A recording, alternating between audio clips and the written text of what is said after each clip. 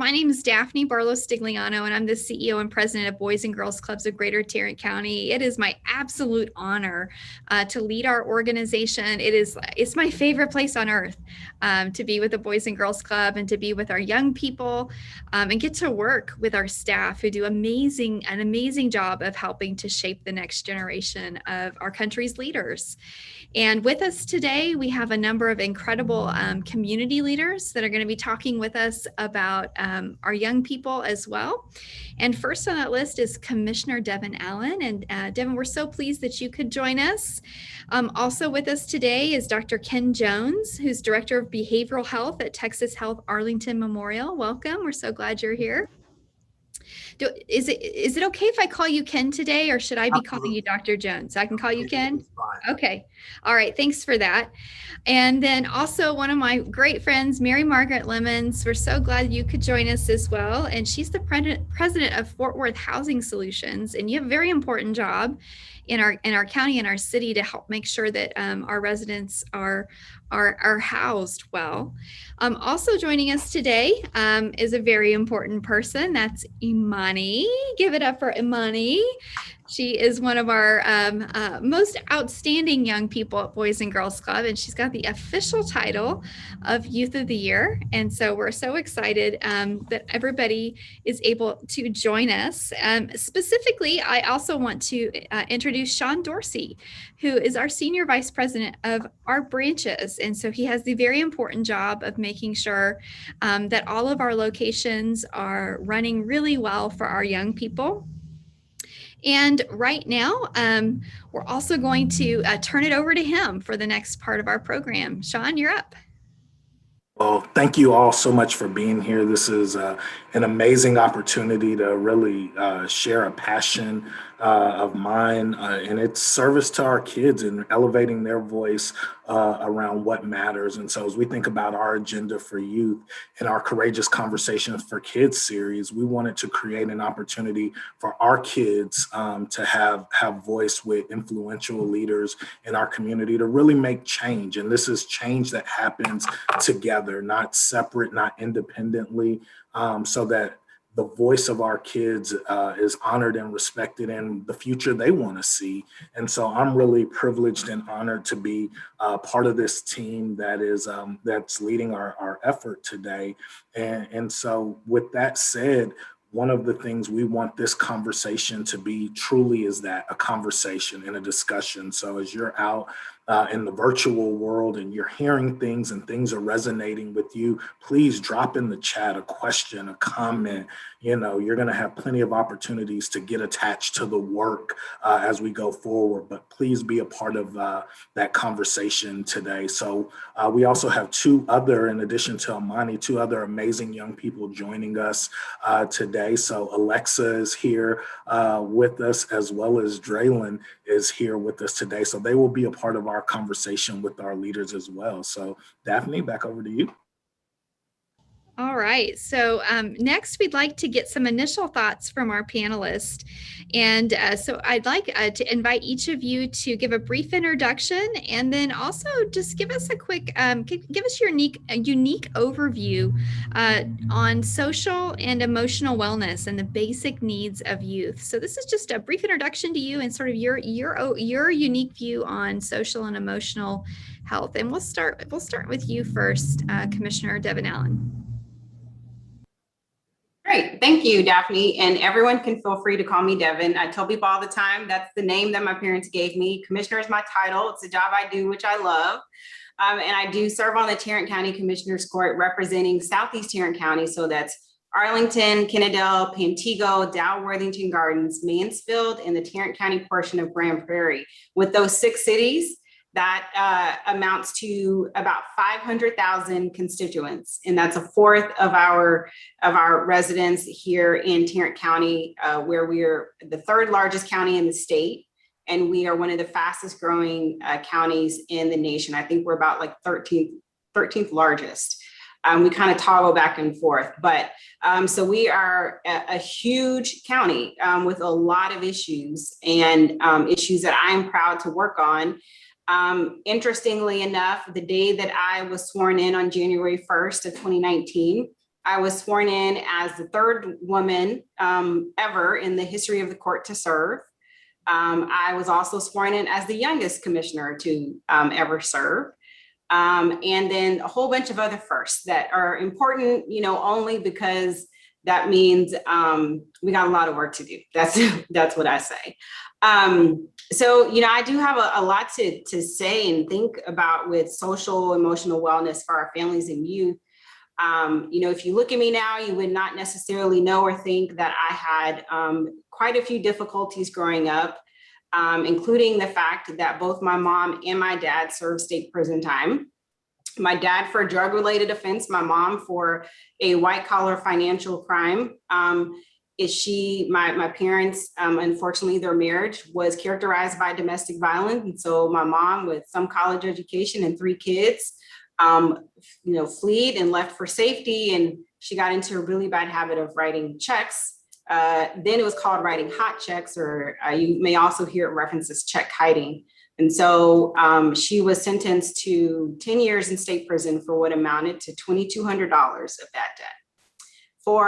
And of course, it was a crime, and she knew that it was wrong, but she was also trying to pay for rent and groceries and gas to care for me, my older brother, and my older sister. There were times where we were homeless. I have memories of sleeping in her work van.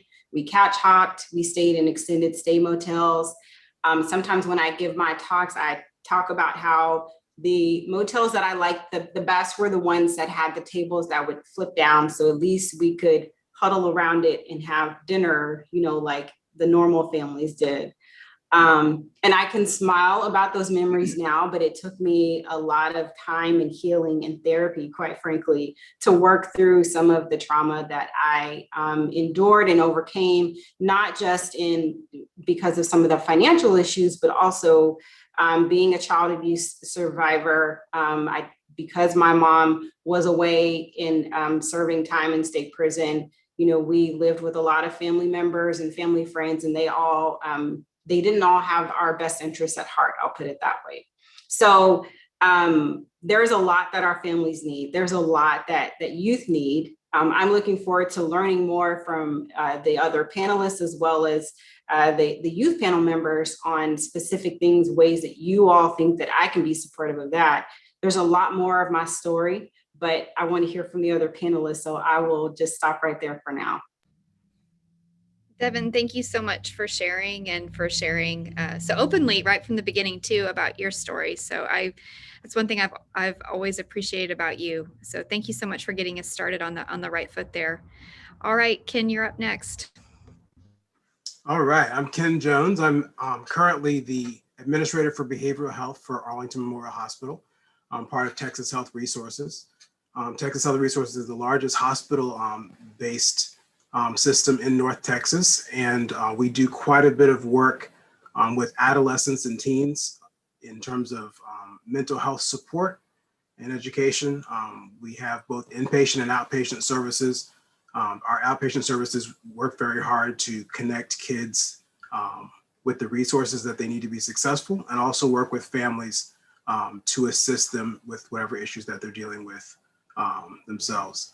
I'm trained as a psychologist. I'm a licensed clinical social worker, and I was drawn to this field through quite a few personal experiences. Dealt with a sister who had depression and learned about that from an early age. And my favorite uncle committed suicide when I was a sophomore in college.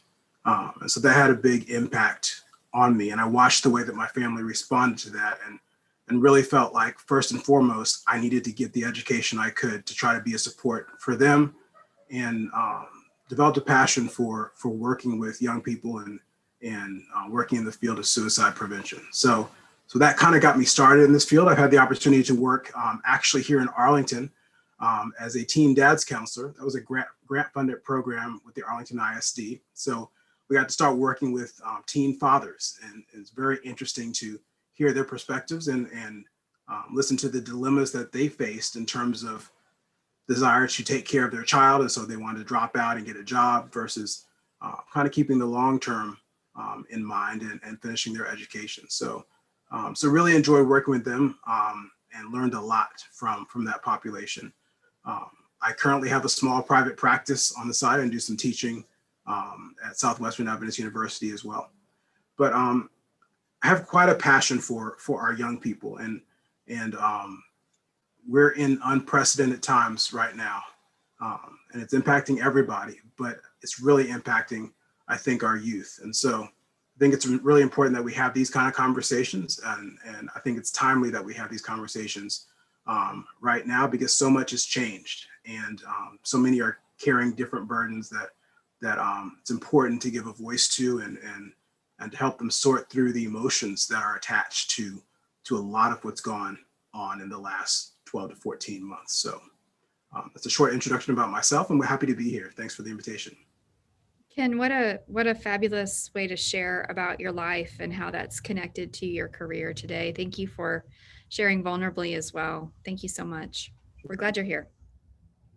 Mary Margaret. Thanks, Daphne. Well, I'm so excited to be here, and I feel super underqualified compared to my fellow panelists. But I'm president of Fort Worth Housing Solutions. So every day we house and provide resources for 28,000 people in our community that need affordable housing. So the Housing Authority manages housing choice vouchers, which a lot of people call Section 8. So today we're all going to call it housing choice vouchers, and you're going to do that every day in your life, and we're going to spread the word.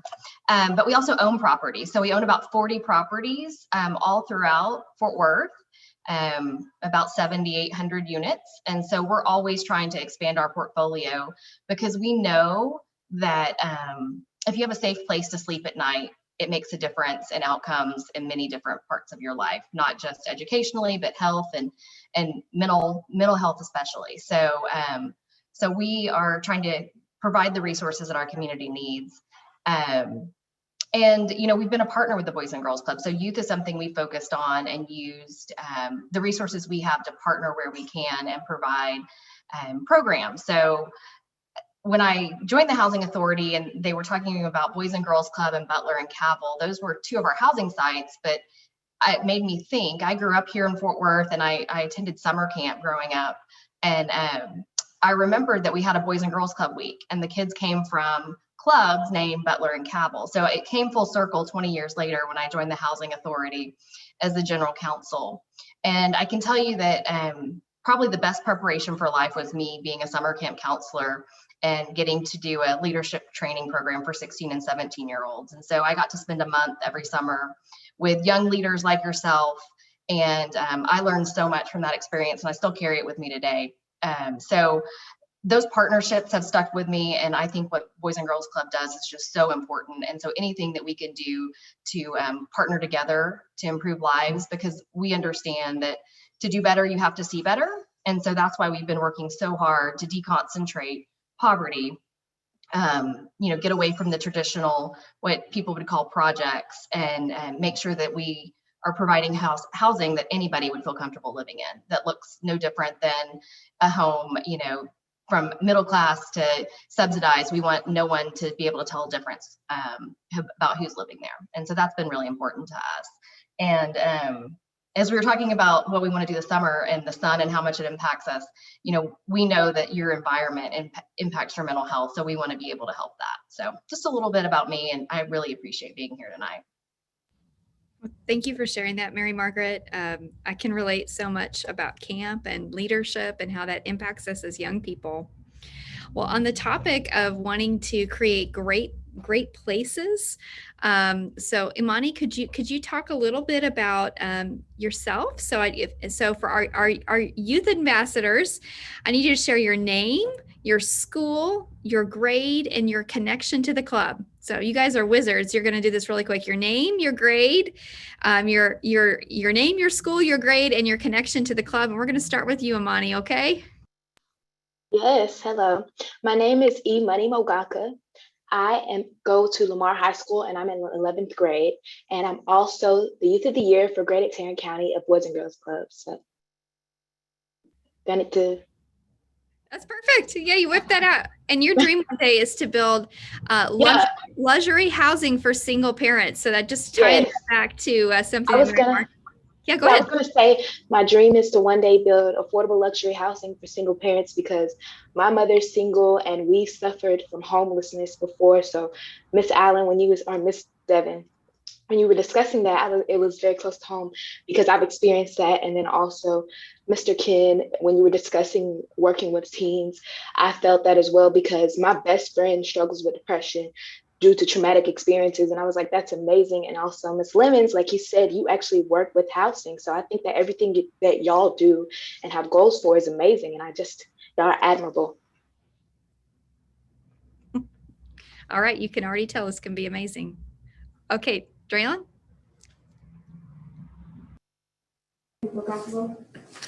How you doing? My name is Traylon Holmes. I go to Seguin High School and I go to Crumble Boys and Girls Club. I've been going there since I was 6. It's so good to see you again. Good to see you too. Thank you for being here. All right, Alexa, you're up. My name is Alexa Samorano, and I'm a 9th grader at Burleson High School.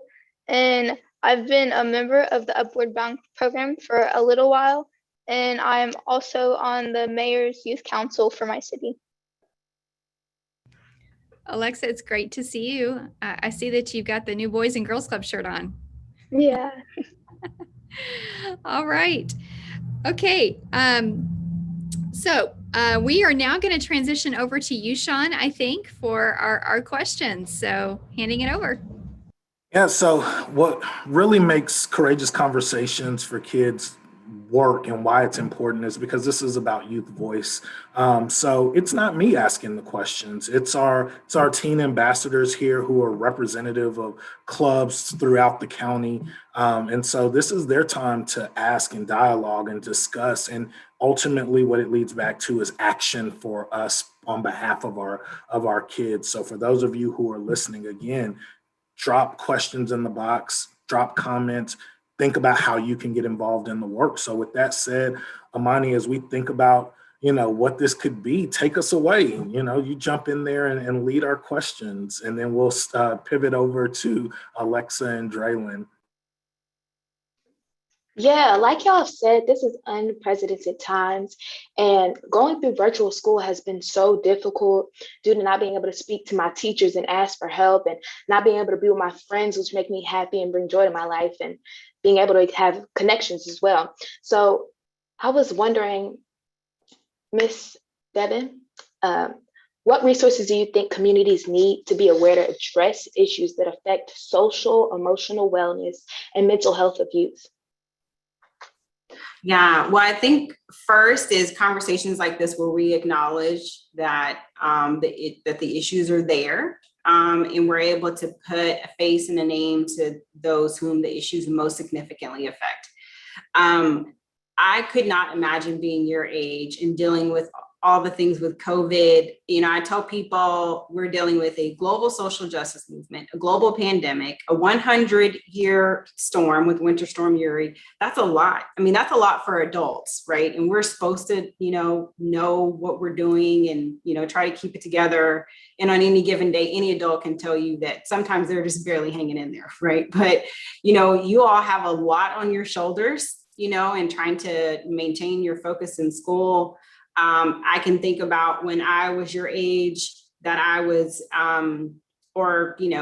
probably by the time I was in high school, I was working part-time. I was in school full-time. I was trying to do activities and just manage all the things. I think, one of my priorities for Tarrant County and the fact that about 25% of our residents in the county lack digital access is making sure that we are expanding that digital access.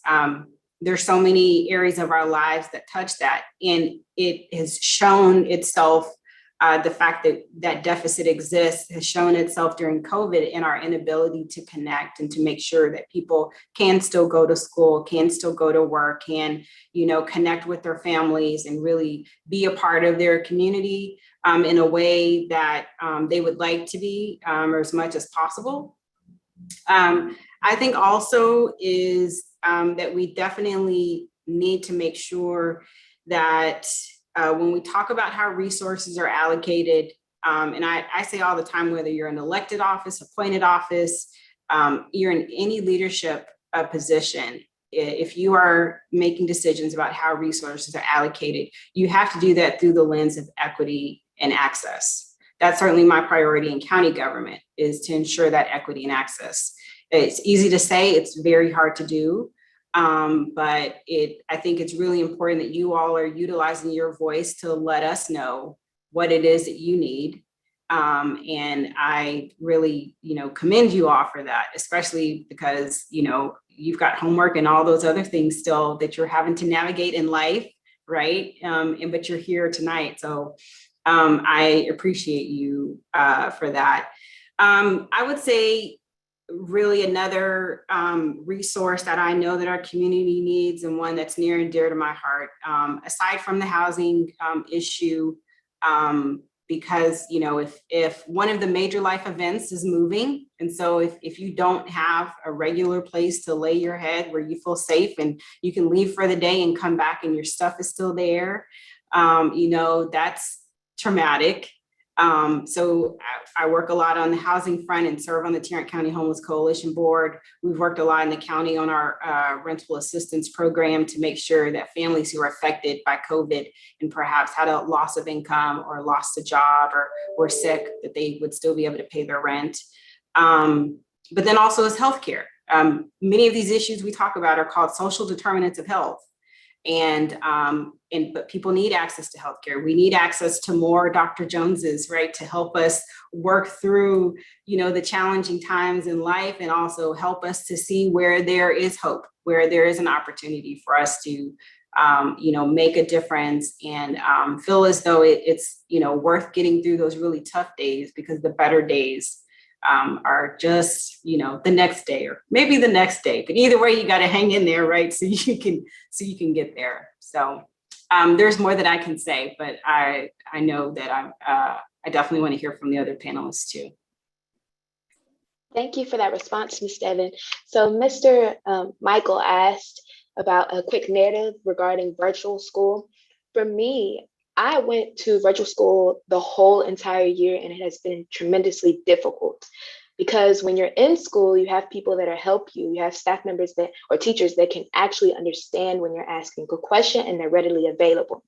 And when you're in virtual school, you do not have friends there. You're by yourself. You have to find motivation by yourself. And I would say that, because I'm a junior right now, so during my freshman and sophomore year, I didn't really feel prepared to be so responsible, because you have to take accountability for turning in, assignments on time, so many assignments at that, and also take accountability for waking up on time and only taking lunch for a short amount of time. It's nothing like the high school experience that I'm sure any of you experienced. And for that, we're going to need plenty more resources. And I find that what you were talking about, Ms. Devin, is really important.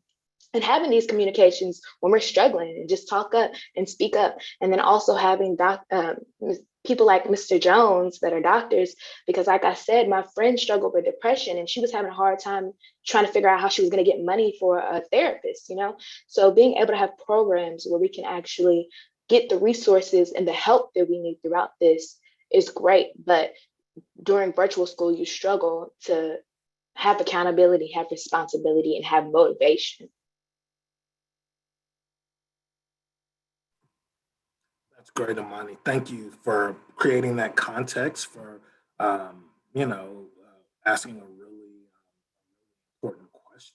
Alexa, what's on your mind?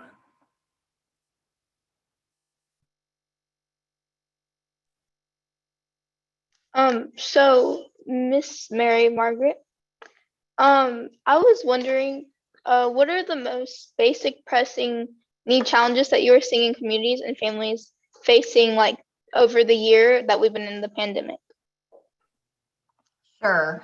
So luckily, most of the families that we deal with, very quickly after the pandemic was declared, a federal moratorium on evictions was also declared. So for the most part, people that had a place to live at that time got to stay there. And so we've seen some exceptions to that. I'm sure Commissioner Allen can give color to that, but we have a lot of emergency rental assistance that she talked about. So really, Fort Worth is rich in resources, but it's a hard system to navigate. And so the city has money and the county has money and the state has money to handle emergency rental assistance. And people like the food bank have food, but it's really connecting people with the resources. I think that's been I get calls every single day, and it's not that there's not the service there, it's just connecting them and making sure that they know how to access it. So food insecurity was one that really came out during the pandemic that surprised, I think, a lot of us, the scale of it.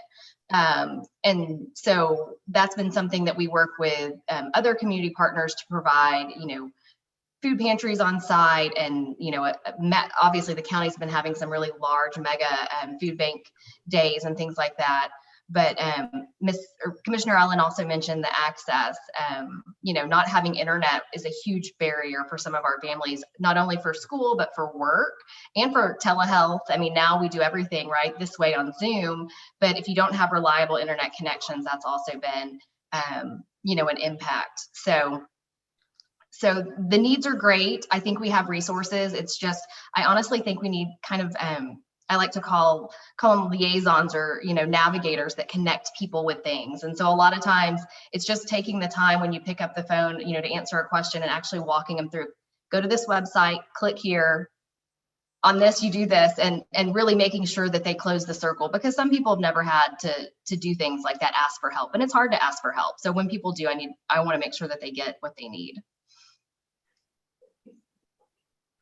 I like how you pick up the phone and you give people information, but I was also wondering, so for because I know that there's some parents and households, and how Miss Devin said, or I think that's how you pronounce it, I'm not sure, that there's a lot of internet issues. Is there any other ways that people could know without having service or internet on how to get the basic resources if they're in need?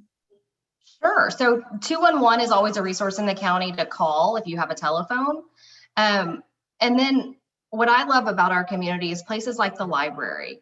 You walk in the front door of the library, and I can tell you from experience, there's some of the most knowledgeable people in our community, and they can point you in the right direction, set you up with a computer, or give you a pamphlet.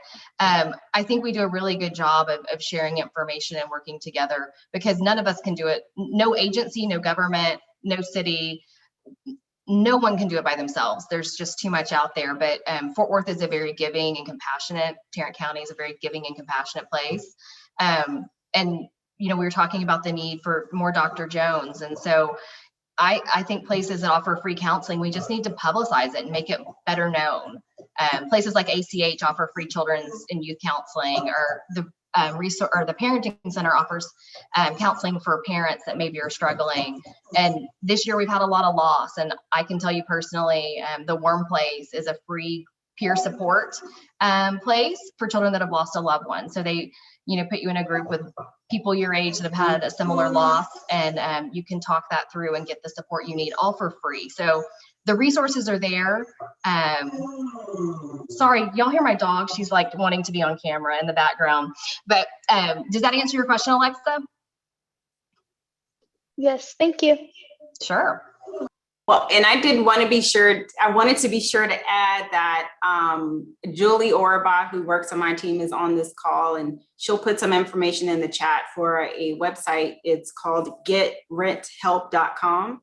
Somewhat of a one-stop shop that if you are looking for assistance to pay your rent, because I understand there may be parents on this call as well, or we know that you all probably provide information to your parents.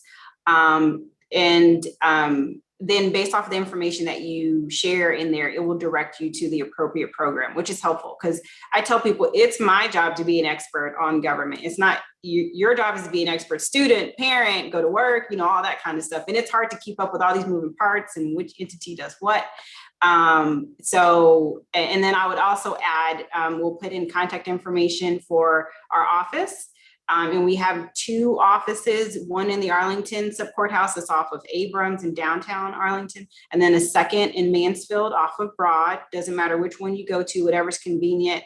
And you can go into our office and talk with a staff member or visit with me. I'm kind of all over the place these days, but please do contact us and let us know how we can help. And even if you're not sure if the county does it, you can start with our office and we'll direct you in the right place.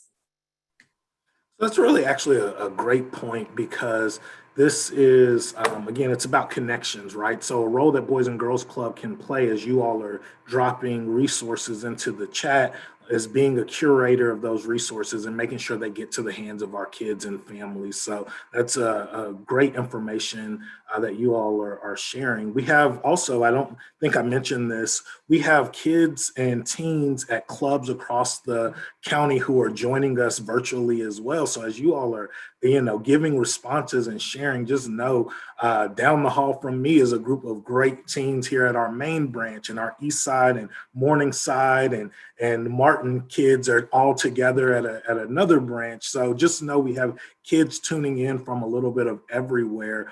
So Draylon, I'm going to toss it to you. I know you have some questions, and then we'll come back around. We'll hear more from Amani and hear more from Alexa, and then you're going to hear more from our kids. So Draylon, what's on your mind? All right, so my question is for Mr. Jones. I've been talking to many kids in my neighborhood, in my community, more of my friends, and they've had some very traumatic experiences during this COVID time and during like school and all these things happening in Texas. So I wanted to ask you, what is the major impact of COVID that you see is happening to our young people? And what is the long-term effect that you see that's going to happen in the future? Yeah, Draylon, that's a great question. And a lot remains to be seen. I'll tell you some of the concerns I have dealing, first of all, with so many kids suddenly being thrust into an online environment. Online education has been around for some time, and it's typically at a college level. And the beauty of that is that individuals who are wired to work well in that environment can elect to go to an online school or take an online class. And those who do better in a brick and mortar classroom choose that. And so all of a sudden, everyone is thrust into that environment. And I believe as adults, I think we failed our young people when it comes to the preparation for this. Again, online schools have had lots of time to prepare their classes for an online format. And last summer, I think we lost a lot of time trying to figure out whether we should open back up or whether this thing was real. And suddenly we went into August and September and everyone's scrambling to try to translate those classes effectively online. And so I worry about those who have struggled with an online format that actually personality wise are do best in a classroom environment. There's quite a lot of research that's been done recently on kids' grades in an online format, and the numbers aren't good. It indicates that people are struggling. Former A students, B students are struggling with C's and trying to make that adjustment. And so I think it's really important that we acknowledge, number one, that we could have done better by you. And number two, figure out how to make up those gaps, how to help the kids get back to the level that they were before and possibly fill in some of those gaps that they may have missed. You mentioned as far as the emotional impact. And, one of the things that I guess concerns me the most has to do with what I call the collective grief of a nation, right? In terms of the number of Americans that we've lost over the last year, we have rituals, traditions, right? When we lose somebody, funerals are important, memorial services are important, and that's been suspended. And so a lot of people don't have those normal mechanisms to grieve, to actually be with family and connect during a time of loss. Several have lost loved ones and they didn't get to say goodbye. And I can't think of a time in our history where so many people have not been able to be there, physically present, but have had to know that a nurse or a doctor was the person that was with their loved one during their last breath. There's lots of feelings of guilt, even though they couldn't do anything about it, that I should have been there. I should have been there to support them. And so between the actual loss and the fear of loss and the fear of COVID, I think there's quite a bit that we are going to be seeing, and we're already starting to see it here in terms of individuals figuring out how to now deal with what's kind of been stuffed inside for some time. And what do I do moving forward with all these types of emotions?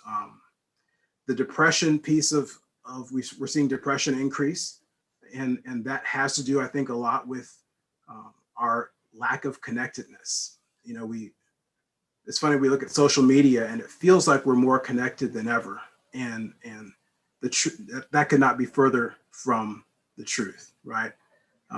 We know, and this was a study done before COVID, that as social media time increases, there's a point that it reaches where it's depression and anxiety also begin increasing. So there's a level at which it's okay, it's all good, but there's a point where too much of that time correlates positively with depression and anxiety, and we've had to use those for the last year or so. So I think there's a big need for support. Commissioner Devin mentioned as far as access, I think that's a really important concept when it comes to being able to just get to a counselor, get to a therapist, get connected with the services that you need. And look, mental health is a confusing area to navigate for anybody. For adults, it's confusing.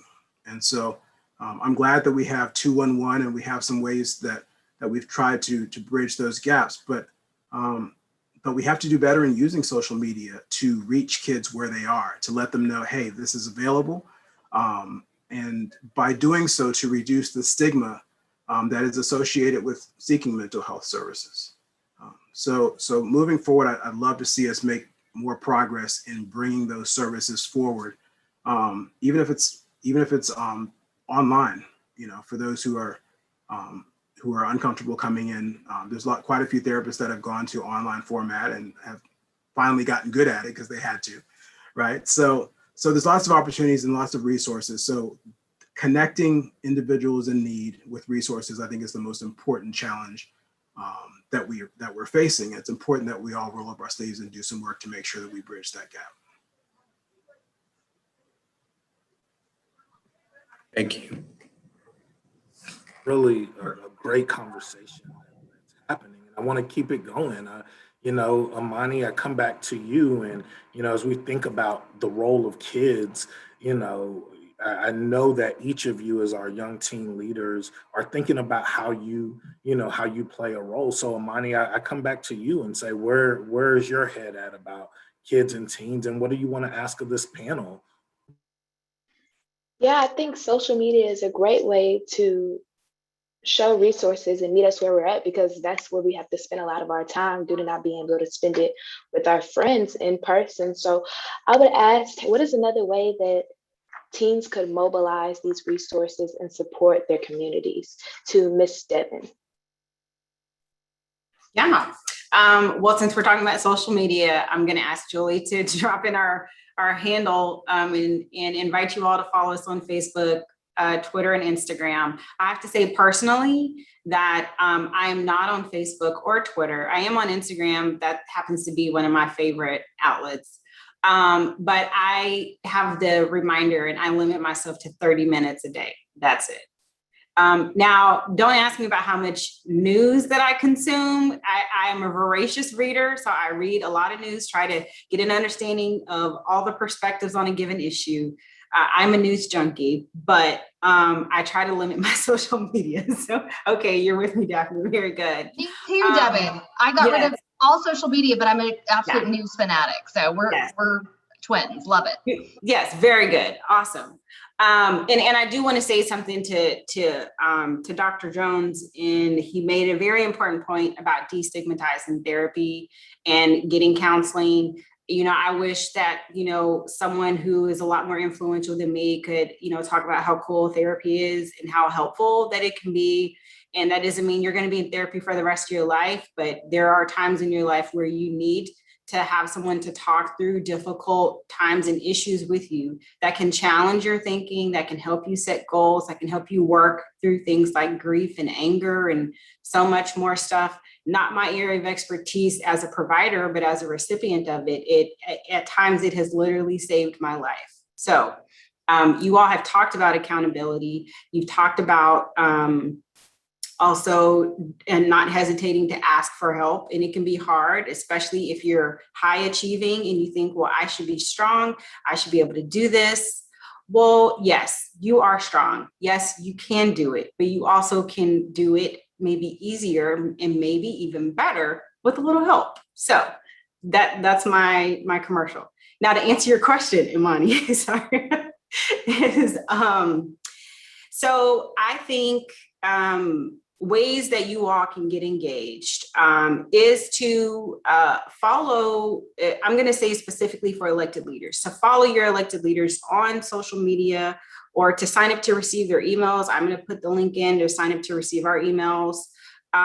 Maybe just kind of monitor the news, which you may already be doing that for some class or something like that. And then if you see an issue that frustrates you, that angers you, that you feel especially like passionate about, to me, that speaks to maybe that's something where your voice could be used, right? Like you can channel that energy into being a part of the solution. And so I welcome the opportunity to talk with any one of my constituents about an issue that they care about and invite them to be part of the process. And even we have hosted 7 different vaccine registration sign-up events in about 7 weeks. It's been fast and furious, but we have invited the community to volunteer with our office to help us sign up the community. And so we've had some high school students who have helped us.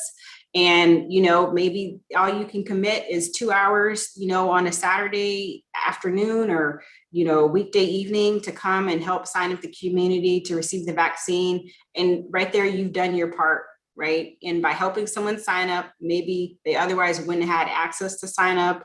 Maybe they wouldn't have otherwise gotten vaccinated. It has huge implications for an individual's health and also our community's health.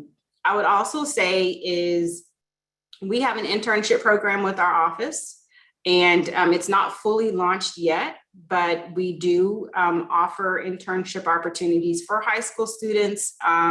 You know, there's an application process, but even if you are, as you're looking at your goals for your undergraduate career or kind of what's next for you after high school, you know, please consider interning with our office. It's a great opportunity to kind of learn the inner workings of government, to meet people, to build those relationships that you never really know how you're going to be able to serve somebody or how they're going to be able to serve you in the future. So those are a few ways that I think are good ways to get connected with elected officials, to get engaged with your government at any level, and then also to kind of stay informed. And if you see an issue and you think somebody needs to do something about that, well, that somebody might be you. So Thank you so much for that response. You just mentioned some great opportunities. And I love that you, at the beginning of your answer, you were discussing destigmatizing therapy. And I think that's really important for the Black community, especially, and for teens, because, you know, as we're growing up into our adolescence and then young adults, we still think about being quote unquote popular and also wanting to be cool.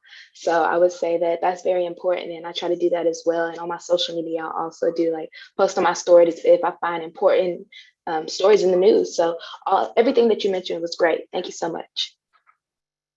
The beautiful thing about that answer, that response, Amani, is it really also focuses on our teens' opportunity to get involved in advocacy. You know, we think about it, Boys and Girls Clubs. We have our Keystones and our Torch Clubs, which many of you are involved in. And that is a way to advocate for change, right? That is a way to advocate for the things you want to see, not just in your clubs, but in your schools, in your community. So there is a lot of power in the groups that you all are already involved in here at the clubs, but also inside of our communities. There are opportunities. And the reason why it's a beautiful segue, is because I'm going to toss it to Alexa, who is a member of the mayor's youth council in her city, right? And so she is getting involved right at that government level to affect change for her community. So Alexa, I know there are more things going on in your mind. What else is going on that you're thinking about that you want to ask? Well, first, I would like to go back to how Mr. Jones was talking about for whenever we went in school, and like how a lot of virtual students, how their grades were like going downhill and stuff. And I would like to go back to Mr. Bob Michael's question on our experiences and my challenges. And I actually did in person and virtual. And when I did in person, I was like concentrated, my grades were amazing, all A's. But whenever I went to virtual, I like at first I was like, oh, I like it, I was doing good. And then I had to go virtual for about 3 months. And whenever that last month, I struggled so much. I was like unmotivated. It was not good. And it was also hard because when you go in virtual, you basically teach yourself. Even though there's a teacher there, you're not actually learning. And the teachers can't actually really help you because you can't go and actually ask them the question. And I would also like to ask Miss Mary Margaret how we can create solutions in the community to address the basic needs for supported.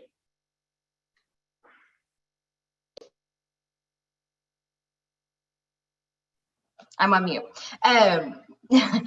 No, we have to work together. So the basic needs, right? Just shelter, food, healthcare, and all of those things that we expect to work well and we expect to be delivered aren't being delivered for a lot of our communities. And I think first we have to recognize that not every corner of our county has what they need, and not every citizen has the access. So we have to recognize that and then work together for solutions. And so it's awesome that you guys have this forum, the safe place to talk about it. And I think it's great to hear from you guys directly what we need. One of my things that I wanted to hear from you guys tonight were, what are your biggest barriers, or what are the things that are bothering you guys the most? Because I think a lot of times adults want to tell you what we think the problem is, but maybe we don't get it straight from the horse's mouth.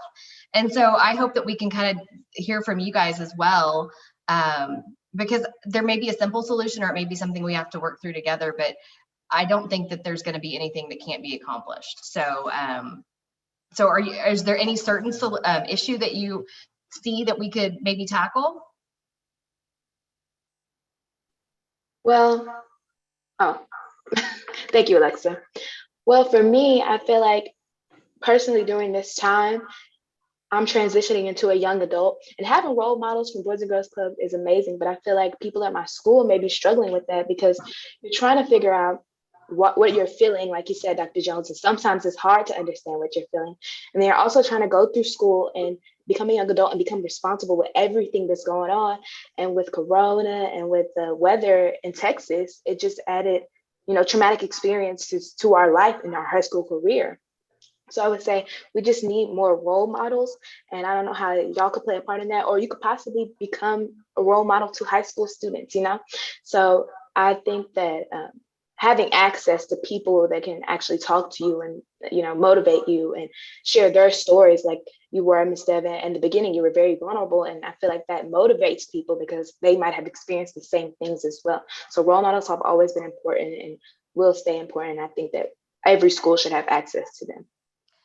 I agree. And when you talked about schools, and Dr. Jones, I'm sure I want you to hear your opinion on this. I think that mental health and just that subject needs to be an actual subject in school.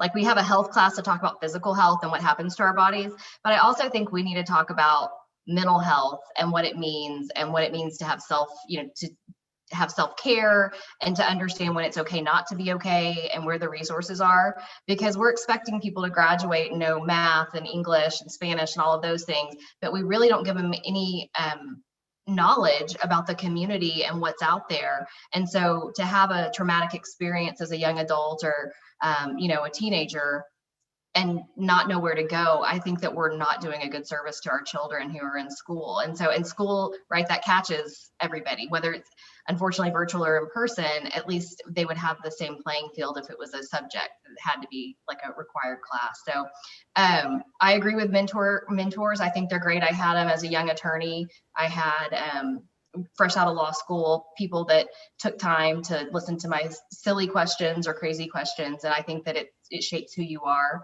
So I saw Daphne making notes. So I hope that she's creating some program that I can take part in and others can take part in, because I think most of us that have gotten to a position of leadership and know the community want to help form the next generation of leaders. And that's what I love so much about my time working with a leadership training program, is because I got to, have some sort of impact on, 60 kids who are now doctors and teachers and doing all this great work. And I don't take any credit for it, but I got to at least see them through part of their journey. So I agree, mentors are important. And I give you my word that I will work with Daphne to figure out a way to continue that.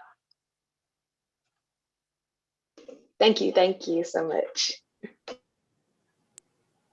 And if I could just kind of echo some of what you shared, I could not agree more in terms of the need for us to move just basic psychoeducation into high schools as a standard class. It's such a time of forming identity in high school and figuring out who you are and where you fit in, if you fit in, how to fit in.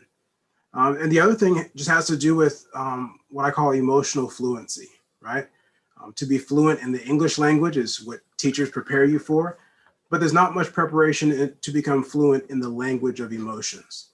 And so oftentimes we see people kind of think there's maybe 4 or 5 emotions, right? Happy, sad, mad, glad, hurt, and that's it. Or as I kind of love to hear these days, you hear talk of I was in my feelings, right? Or I feel some sort of way. And we haven't really taught what kind of way is that? I don't know what that means, right? To feel some sort of way. And people just kind of nod and go, yeah, I know what you're saying. You don't know what they're saying, right? You don't know what some sort of way is. And so we have to find a way to help connect people to their emotions, to find actually words to describe what this feeling is inside, because we really experience hundreds of emotions. And to kind of narrow it down to 4 or 5 actually limits our expression, right? There's something cathartic, there's something somewhat of a release to be able to put a word to a feeling. You know what I mean? Like when sometimes you may even talk to a friend and your friend goes, oh, so that must feel this. And you've probably had that experience of that release going, yeah, that's exactly what it feels like. We have to help with that and support with that and teach that emotional fluency to really help people take that next step in their emotional well-being and development. So, Dr. Jones, I want to pick up right there with you being able to also, much like Mary Margaret, ask our youth some questions. And the thing I want to pose in this discussion back with our youth is, look beyond the screen in those 3 amazing young people's faces. And as you ask questions, think about and this is for all of our panelists, think about the group of young people who are in our clubs, who are in our community as you're asking these questions. And if you all are logged in, throw your answers and your responses in the chat, share back with your branch and club leaders, because we do want to hear from you overall. So while our 3 young people are going to be the great voices that answer on your behalf, think about in your small groups and in your club settings as well about these questions and things that you want to hear and respond back to our panelists. So, Dr. Jones, questions that may be on your mind for our young people. Sure. I'd like to hear perhaps from the panelists or those that are online. What do you feel the biggest impact has been of COVID on your functioning, and what gaps do you feel like the community and as adults we can help that would make the most impact at this point? And you can put it in the chat, or if our panelists have some thoughts on that, but I'd like to hear from you guys on that. Raylan, I'll toss it to you just to call on someone to come off mute. What are you thinking, Draylon? All right, so my biggest issues are me having to work every day and also go to school and also trying to help my mother because yes, she has lost her job recently, but she's trying to get another one. So me being the only working person in the house and also trying to manage school, make sure I have all my priorities straight. That has been like the major issue. And then also me losing my two grandmothers this past year. Just trying to stay focused on my studies and stay strong, even though all this traumatic things are happening, going on at this time. Thank you. Thank you for sharing that. That's a So, Imani, thoughts on that question where, you see adults being also able to help and play a role? Well, Draylon, thank you for sharing that so much. I'm proud of you for being perseverant and resilient. But also, for me, I struggled because I stayed in so much and school felt like a constant. It felt like I never got away from it because when you're in an actual physical school, you can separate yourself from your education. But when you're learning by yourself, just with yourself in your room, it's difficult to separate the two. So I had to speak up and tell mom, like, I need to go out more and do things and take me to a park so I can walk around, or can we please go driving? So I just think adults will probably need to communicate and allow their teens to say how they truly feel. It might be crazy. It might seem crazy about whatever they're saying, but some of us are disappointed that some of our what we look forward to was snatched away from us, and some of us are lonely because we need physical interaction with people our ages. So adults allowing us to have open conversations whenever they can is super important, like this. Thank you. That's great feedback. Commissioner Allen, what are you wanting to hear from our young people? I think really with Dr. Jones's question, it definitely, you all as the youth panelists have provided some great responses and some things for me to think about. I try to make sure that in the decisions that I make, that I'm informed by real world experiences and not just kind of, wonky stuff. So it's helped to kind of create some context for me.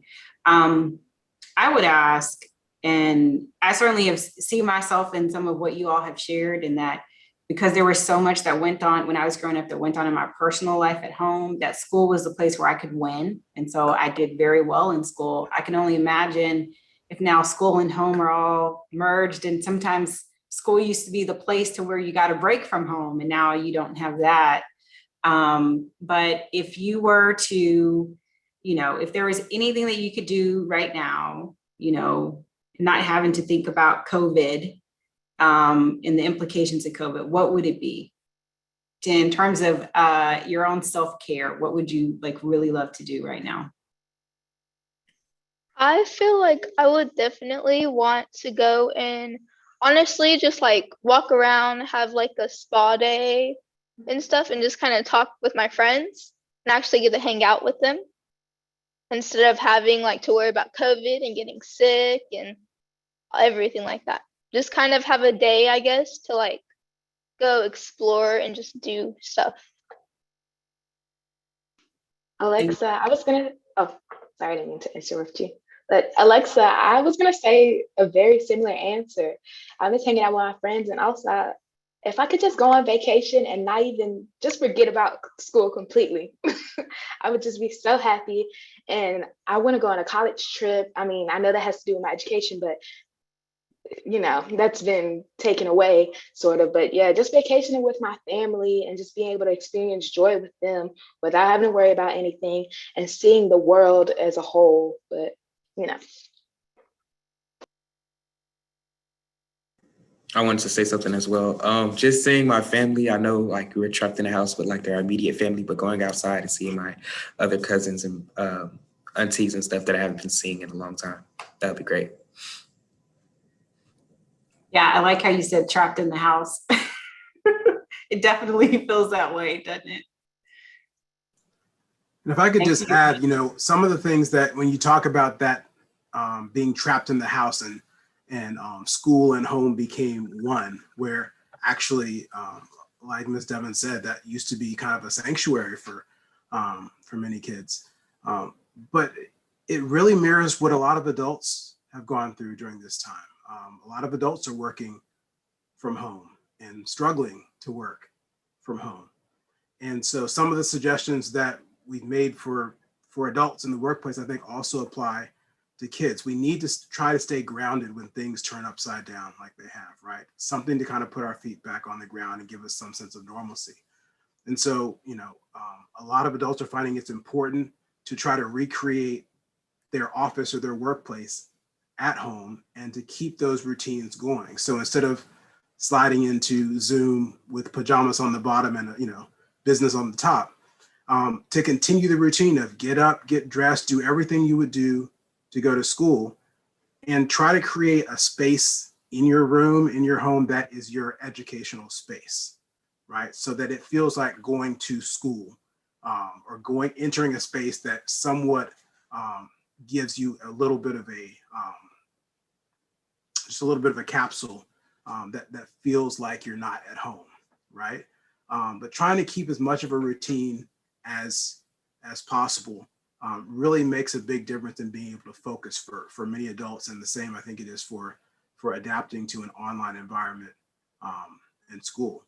And then someone mentioned about, I think Imani mentioned about just enjoying going out to the park. Well, schools have physical education, and that's part of that curriculum. So to be able to try to replicate that when you're at home is also part of that grounding. So you're articulating a very natural desire to kind of go like, I need this, like I need to be outside. I need to feel the breeze. I need to feel the sun. And so trying to replicate that as well, while we try to get back to whatever normal means, is really important also. So a lot of tips that I think both adults and adolescents would have done well to have back then, but we've learned them the hard way in terms of what it takes to try to keep things moving forward and keep your education moving forward while you're in such a different space, different environment. That is such a powerful thing to think about, right? Is this idea of our own self care and creating routines that do feel normal, right? And finding ways to adapt and adjust, and simple things like just get outside and breathe in some fresh air and take time for yourself. But the thing I take away from this, and that I've written really big on my paper, is thinking about connections, right? It is this idea of how do we break out of isolation and create more opportunities for connections, because this conversation has been about creating a safe space, right? And giving our kids and our teens more safe spaces to get their social, emotional well-being and emotional needs met, their mental health needs met, their basic needs met. So how do we create more connections for those things to happen? And so that's really powerful to think about for us as an organization. How do we create those spaces for more connectivity between our kids, our adults, our communities, so that they can express that? So before we transition there, I do want to give our panelists, our teen ambassadors, and our panelists another opportunity. Are there any other questions that may be burning for you, things that you want to put out there before I transition to Daphne here to take us to our next part? Any questions, any other comments that you have? I wanted to ask, I know when people say mental illness or mental health, the first thing you think, oh, they need to go to counseling, they need to do this or that and third. I wanted to ask, what exactly have we not talked about, or what is something that you think we can improve to help that? And this goes to Mr. Jones. Yeah, Draylon, that's a great question. And by the way, Draylon is such a cool name. I meant to say that to you earlier. So one of the things I think that's really important is for us to perhaps change the dialogue or add to the dialogue using the term mental wellness, right? Or mental and emotional wellness. What does it mean to be mentally well? because we use so much illness language. When we think about what it means to be mentally well, what it means to be healthy and balanced, those are things that I think people tend to be more open to. Okay, well, I can get behind, how do I get my mind right? How do I do that sort of thing? So I think part of it is just changing the conversation and getting more people to pursue the concept of mental wellness, and then being okay with acknowledging that struggles happen, anxiety happens, depression happens. It's not something that you go out and pick up and go, hey, I want to try this on. It's something that happens, right? And so you know, Commissioner talked a little bit earlier about the openness of being willing to share your experience with counseling for those who have been to counseling, and to normalize that within your own peer group. Because a lot of times counseling is really coaching, right? If you go into the gym and you want to work out for a particular sport or to feel better, it can be helpful to have a coach who's been there and can guide you as to how best to get where you want to go. And oftentimes counseling is really just about that. How best do I get where I want to go? How do I deal with the barriers that are in between me and my goal? And what are some ways that I can add new tools to my toolbox to be able to navigate better? And so I think we change that conversation and open it up to considering both wellness, and we could all use a coach from time to time. It might help destigmatize reaching out for help. It's a great question. Thank you. Thank you, Ken. Thank you, Draylon. I have been able to take in really on mute all the conversation here and been so, first of all, impressed with the depth of questions from our youth ambassadors, the really fantastic responses from our adults, and then to turn it on its head and listen to the questions from our adults to our youth and the really amazing responses. I am, as always, totally and thoroughly impressed and excited about the future of our community because of you three young people here and the young people that are listening in and who will listen to this later. Thank you for being here. I want to make one comment. So for the young people who are listening and who will listen to this later, we do have a program here at Boys and Girls Club I want to make sure you're aware of. And that's our Straight Talk program. So if you are a member of the Boys and Girls Club and you feel like you might need somebody to talk to, like as you're listening to this conversation, and maybe you've listened to Dr. Jones say a little bit about, you know, what mental wellness looks like, and maybe listened a little bit to Commissioner Allen's story and thought, man, I can really relate to some of what she's sharing. And that's, you know, some of how I feel sometimes. You know, we have a program here at Boys and Girls Club that you may not be aware of, and it's called the Straight Talk program.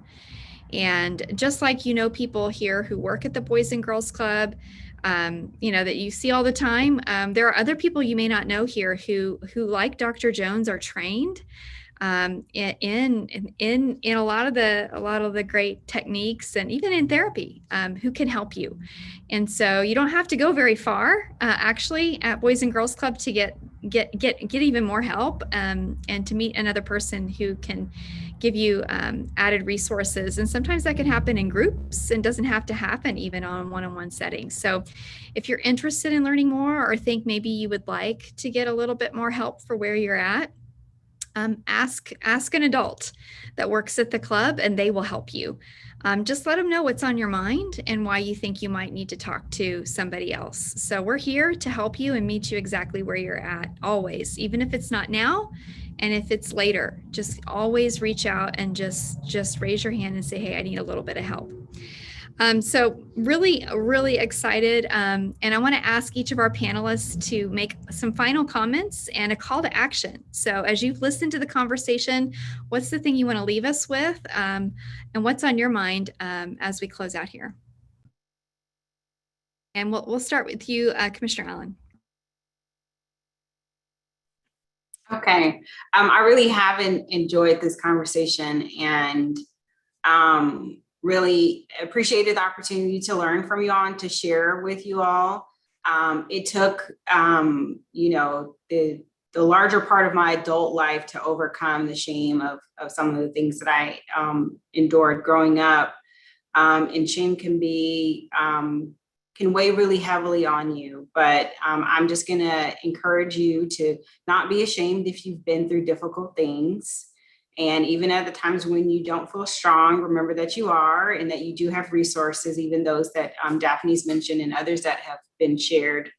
I would also say one of the things that helped me through kind of the ups and downs is to always have, just always be honest with myself about what I really want, even if I'm scared to really want it or even to like articulate it, right? Because you think, oh, I don't really want it. What if it doesn't happen? What if it doesn't, you know, come true? But generally those times where I've been brave enough and trusted myself and what I know is wanting something that's very true for me, that usually my expectations were like totally just like, you know, exceeded. So I'm going to encourage each of you to, you know, write down the things that you really want to do, the things that you dream about, you know, the things that really make you excited. And then maybe also try to think of someone that you know that could maybe help you get further along in that particular area. Hopefully maybe my name will make it somewhere in there. You have to let me know if there's some way that I can help. I would love to. But then also I'm a very visual person. And so I have it on my personal to-do list is to create like my next vision board, you know, to take, you know, magazines and printouts and stuff like that. I mean, I know so much stuff is digital now, but hopefully even if you see stuff online and you can print it out, or even if you were to do a digital vision board, but something that you can put in front of you and you see it on a very regular basis, that will encourage you, that will bring you joy, and that will hopefully kind of help you to stay focused on those times when it's hard to be focused. Or if you find yourself focusing so much on the negative things, you know, to try to focus on some of the positive things as well. And then, you know, when you can and when you're ready to share it with someone that you trust. I have found one of the biggest tools for accountability for me to this day is even when I'm hesitant to share this idea that I have or vision that I have, if I share it with someone that I trust, and then we can start to talk about it, and then it makes it that much more possible to come to fruition. So I try to do that. And it's accountability, you know, because then when I talk to them again, they're going to say, hey, what happened with that so-and-so such and such? And you're like, oh yeah, I did say that I was going to do that. So that would be my charge and my encouragement to you all. And seriously, if there's any way that you think that I could be helpful to you in your journey as youth and young adults, don't hesitate to let me know. There's a whole bunch more to my story that I didn't share, but that I'm totally willing to. And certainly if you all want to hear it at some future point, and if it can be of help to you, then that makes all the difference to me. Thank you so much, Devin. Mary Margaret? Okay, so you guys, everybody needs help. And so today when I saw this on my calendar, I called one of my team members who happens to be a licensed counselor too. So, you know, we all need I said, I'm calling my mental health professional. I just want to check in before I do this tonight. And I was telling her kind of what we were going to talk about. And when I thought about what I wanted to leave you guys with, you know, I said, we have to show up for each other. So I think it's really important now during this time more than ever, whether that means a handwritten note to somebody or a phone call just to say, hey, I'm thinking about you. You will never know the effect it can have on some people. They'll never tell you, but it's probably just what they needed at that moment. And it'll surprise you throughout your life. I think the more that we show up for each other and make sure that we're checking in, it really does have an impact. And hopefully people are doing that for you too. But also to speak up. And so I love hearing from our residents or, you know, community members to get their feelings about what we're doing professionally. But if there's matters going on in the community that really, you know, hit your heart, or they, you know, interest you, I say speak up and don't let your age get in the way. I know, just like Commissioner Allen, most of us would rather sit down and talk to you guys than half the boring stuff we have to do. So ask for that meeting or attend a meeting, and don't be afraid to ask a question or to, make a statement or make a comment. I can tell you, when Commissioner Allen was talking about a vision board, we're redeveloping one of our huge housing sites over in Southeast Fort Worth. And once that picture, hit the news, like I have to make it happen now. That's how I feel. Like I can't deliver anything less than that gorgeous picture. And that picture was created by talking to focus groups of kids, whether they be kindergartners or teenagers, and we took into account what they wanted, their homes to look like. And so I say, show up and speak up, and then stand out. You guys are obviously standouts. The ones that I see on the screen today, I mean, just the little bit of an introduction that we got, you guys are making it happen, and you've already done so much in your short lives. So I don't have any, fear that you won't stand out, but remember, I mean, that's important. You are the next leaders, and what you're doing today can really impact the whole world for tomorrow. So I appreciate you guys having us. And Amani, when you're ready to tour some luxury affordable housing, you just let me know. Happy to work with you so you can get the inside track early. And I'm sure we'll have a place for you at the Housing Authority if you want to become a developer. I love that. Thank you. That sounds very interesting. Thank you so much for that opportunity. All right, Dr. Jones. Well, let me start by saying I have such a tremendous respect for our young people, for the things that you are managing, that as adults, we don't look back and say we've been through the types of things that you guys have gone through, even in the last year. So the resilience is amazing. To hear the things that you've bounced back from and are bouncing back from is amazing. So I really want to give you guys a shout out for how impressed we all are with you and our sense that the future is in good hands. For those who are continuing to do well, I would say please reach out to those who are close to you, inspire them as well, and think about those who have been isolated and haven't been able to reintegrate. There's a lot of loneliness out there and a lot of isolation, and so look at your friend list and think about reaching out and connecting with someone who maybe you haven't connected with in a while, and just ask them how they're doing. Just check in, let them know you were thinking about them. The second thing is that for those who are struggling, it's okay not to be okay. It's okay not to be okay. And the idea that what I'm feeling is valid is an important one for us to promote and support, right? So if things aren't okay, let your voice be heard, whether that's through expressing yourself on social media, although it has its limitations. Express yourself to safe people there, right? Reach out to an adult in your life. Reach out to your pastor, someone that you trust at church.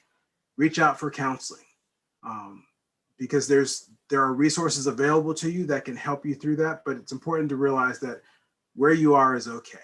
It's not where you want to stay, but it actually is pretty normal given everything that's going on. So it's okay not to be okay. And lastly, in terms of the future, I want to encourage you to get involved, right? We're coming out of a period where we kind of been stuck in boxes a little bit.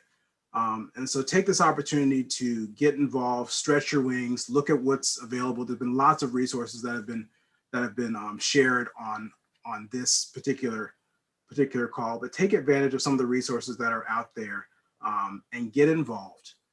Find something that you can do in terms of service. It's good for us to get out of our heads sometimes and to get out and help other people. It's therapeutic, actually, to get out and reach out to others. So stay involved. And then lastly, set goals and continue to reach for your dreams, right? Don't let the last 12 months or 16 months and its challenges alter your course or your destiny. So make sure that you continue to dream big. We need you to dream big. Our world needs you to dream big. And use the resources available to help you reach those goals. So I really appreciate you guys, and you're doing a wonderful job. Dr. Jones, I'm glad I ended with you because that was very, very perfect. Thank you again to all of our panelists, especially to our youth who have done an amazing job of representing and speaking and using their voices to talk on behalf of all of our Boys and Girls Club members and youth in our community. It's been my honor to be here tonight. And we'll move over to you, Sean, for some call to action. Thank you to our amazing young people. I get the privilege of seeing them in this building when we get off this call, so I get to give them some air high fives and really, super proud of the young leaders that they are and who they're going to be. Thank you to our panelists, of course. I did want to take an opportunity to mention, I know for some of you, if you see our team leaders, they're wearing some really, really cool t-shirts. And these t-shirts are actually made in partnership with Dinosaur Apparel. And Dinosaur Apparel is an Arlington based teen-led clothing business. And so they came up with the design in partnership with our young people, and 50% of the proceeds from all of the t-shirts sold go right back to Boys and Girls Clubs. So it's when we talk about teens getting involved in advocacy, really being a leader for our young people to make the change they want to see, this is a great way that that's happening. So some really, really cool t-shirts, and Chelsea threw in the chat ways that you all could get access to that. So I did want to take an opportunity to shout out Dinosaur Apparel. But for the rest of you, how do you get involved? What do you do? Well, one, this is about advocacy. So for our adults who are joining us, getting involved with our government relations and advocacy committee for our organization is a perfect way to help us influence change in our communities. That group is actually coming together and has just kicked off and will be instrumental in setting the priorities for our organization to move our agenda for youth. So everything that we are doing as an organization to make sure all of these kids have what they need to thrive, that committee at our organizational board level is the perfect way to get involved. The second thing is volunteer. One of the themes of tonight has been how do we meet the basic needs of our kids and our families?